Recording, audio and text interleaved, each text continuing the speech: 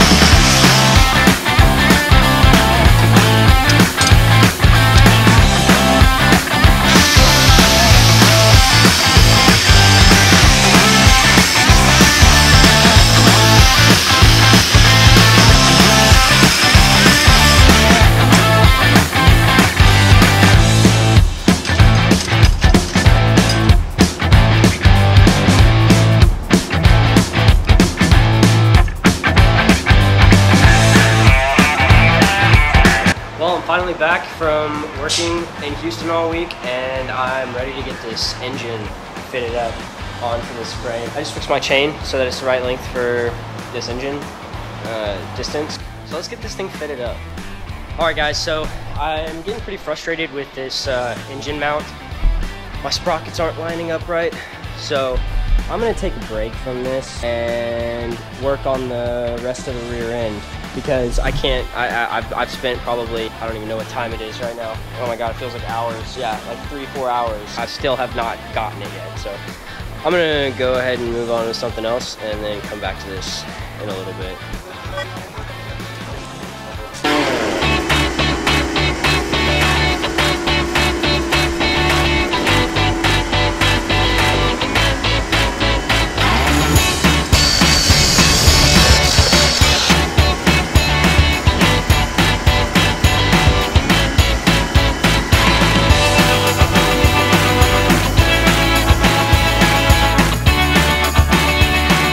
So after cutting these pieces, I realized that anything shorter than like 16, 18 inches needs to be cut after you bend it, because if not, what it'll do to the ends with my tube notcher, it'll crush the ends when it goes past a certain point on my tube bender. So I'll have to keep that in mind next time I'm cutting stuff.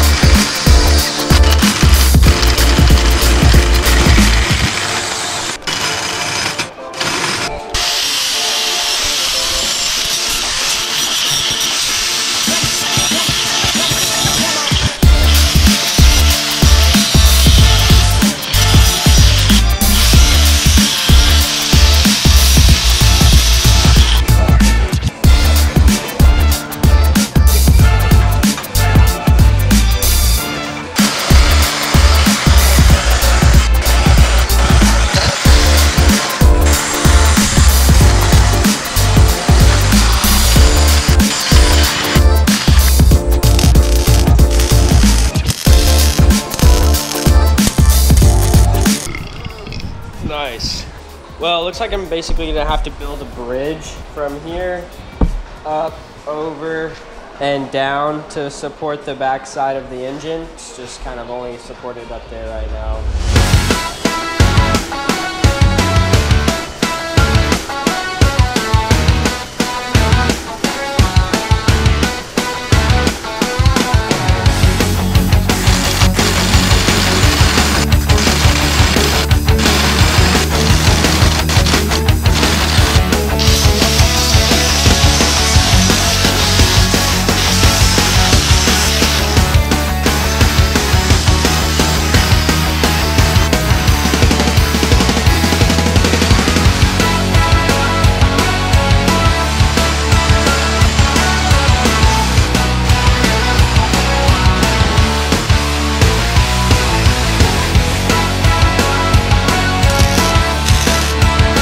So I've got these tabs right here, but they're not quite long enough to reach. So what I'm gonna do is I'm gonna weld these together like this and then notch it right here so I can fit it up on there and it can reach out a little bit. Because I don't want to have a gap, you know, that big.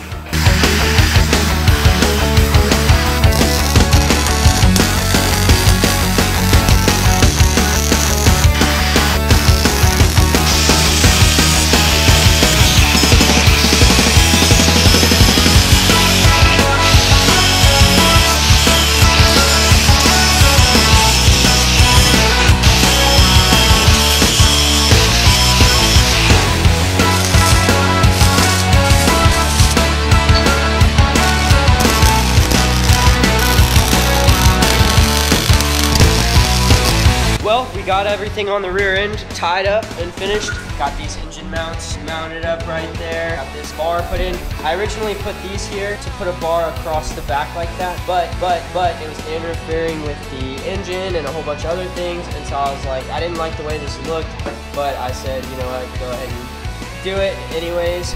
So as of right now, what I'm probably gonna end up doing is this front end stuff, because I started working on it last week, but then I broke my arbor and I never got to finish it. So I'm halfway through that. I'm gonna do that real quick.